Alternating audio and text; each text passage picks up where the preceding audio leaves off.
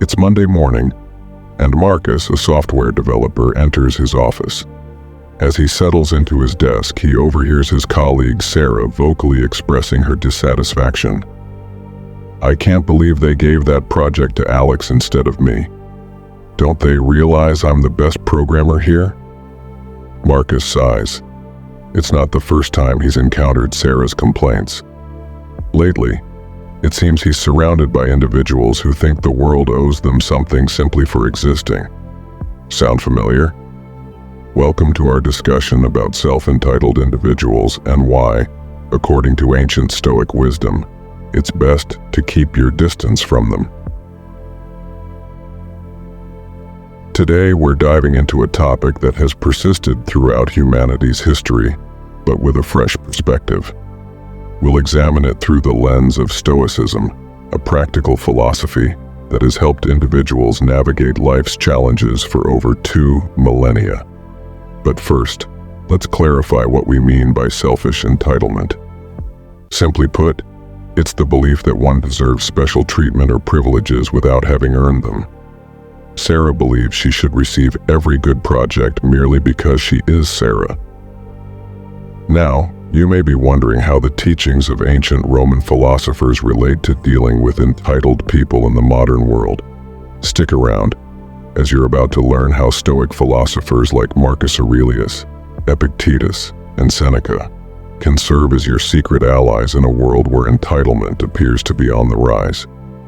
By the end of this video, you'll possess a toolkit filled with Stoic strategies to 1. Recognize entitled behavior, even within yourself. Yes, we'll go there. 2. Understand the importance of distancing yourself from overly entitled individuals. 3. Navigate interactions with entitled people when avoidance isn't possible. So grab your virtual toga, and let's embark on this Stoic journey together. The psychology of self-entitlement. A Stoic perspective. Let's delve deeper into the mindset of entitlement, shall we? Rather than relying on modern psychological textbooks, we will turn to the writings of time-honored thinkers. Trust me, these individuals had profound insights into human nature. First, we look at Epictetus, a Stoic philosopher who began his life in slavery and became one of Rome's most respected teachers. He had much to say about desire and aversion, 2 concepts central to entitled behavior. He once remarked that a wise person does not mourn what they lack, but rather celebrates what they possess. Now imagine if Sarah took this advice to heart. Instead of lamenting over the project she didn't receive, she might focus on appreciating her current skills and opportunities. However, entitled individuals often do the opposite. They fixate on what they believe they deserve instead of recognizing what they actually have. This brings us to a vital Stoic principle: virtue. For the Stoics, virtue was not merely about being morally good. It was about living in harmony with nature and reason. They believed that virtue, comprised of wisdom, justice, courage, and self-control, was the only true good. In stark contrast, an entitled person might assert, "I deserve this because I want it," while a Stoic would ask, "Does wanting this align with virtue? Does it enhance my wisdom, justice, courage, or self-control?" Let me share a story about one of my favorite Stoics, Emperor Marcus Aurelius. Despite being the most powerful man in the world, Marcus constantly battled against entitlement in his personal life. In his journal, later known as Meditations, he frequently reminded himself not to let his position corrupt him. There's an anecdote about Marcus dealing with entitled senators who felt they deserved special treatment simply because of their status. Drawing on his Stoic training, Marcus treated them like any other citizen. He famously stated, "If you are disturbed by anything external, the pain is not caused by the thing itself, but by your perception of it, and you have the power to change that perception at any moment." Essentially, Marcus was saying that while he couldn't control the entitled behavior of the senators, he could control his reaction to it. And that, my friends, encapsulates Stoicism. What can we glean from this Stoic perspective on entitlement? First, focusing on what we lack instead of what we have leads to misery. Second, true worth arises from virtue, not from what we believe the world owes us.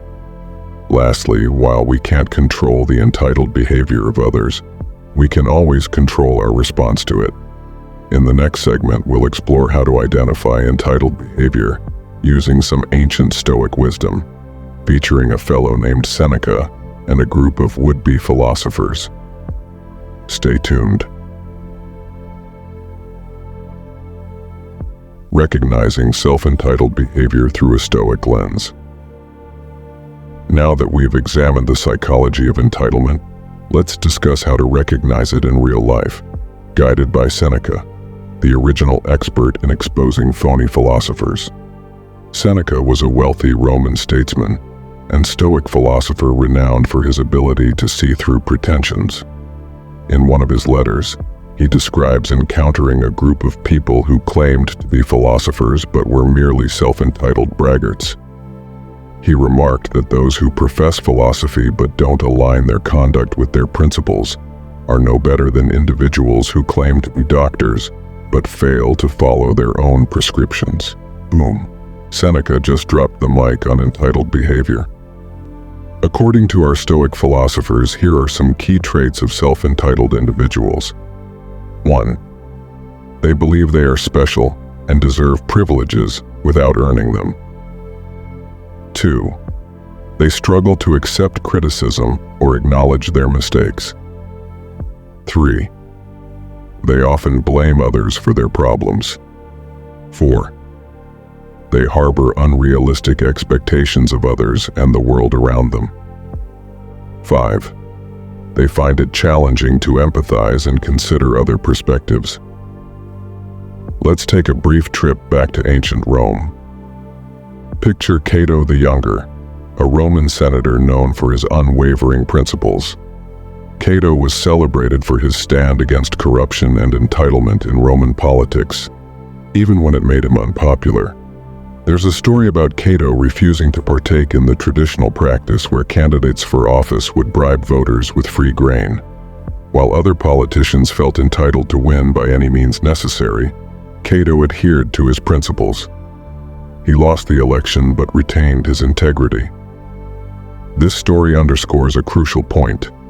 Entitled behavior often disguises itself as confidence or ambition. However, there's a significant difference between healthy self-esteem and detrimental entitlement. The Stoics believed that healthy self-esteem stems from living virtuously and doing your best, regardless of the outcome. Conversely, entitlement is about expecting a certain result without considering your actions. Bringing this back to our friend Marcus in the modern office, he might observe that his co-worker Alex, who received the project Sarah wanted, does not brag or act entitled. Instead, Alex expresses gratitude for the opportunity and focuses on performing well. That's healthy self-esteem in action. Meanwhile, Sarah continues to complain about being overlooked, insisting she deserved the project, without reflecting on why Alex was chosen or how she could enhance her skills. That's entitlement in action. So how can you apply this Stoic wisdom to identify entitled behavior in your life? Start by observing how people respond to setbacks or criticism. Do they reflect on ways to improve? Or do they immediately blame others? Do they express gratitude for what they possess? Or are they perpetually focused on what they believe they deserve? And here's the tricky part. Don't forget to apply that Stoic lens to yourself. As Marcus Aurelius advised, look within. Within is the fountain of good, and it will ever bubble up if you will only dig. In the next segment, we'll discuss the effects of self-entitled individuals and how Stoicism can assist us in navigating these turbulent waters. Prepare for some practical Stoic strategies that would make Epictetus proud. The impact of self-entitled people. What would a Stoic do? Double asterisk. Dealing with entitled individuals can be exhausting.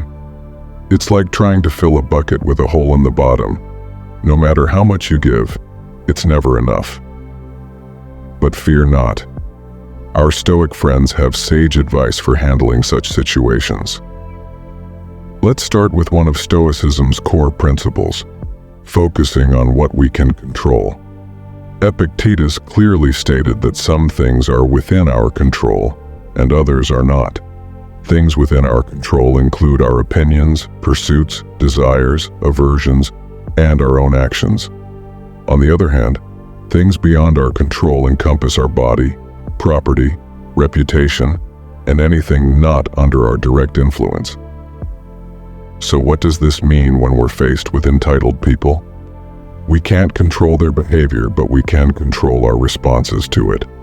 Let's consider how our friend Marcus might navigate this in his office.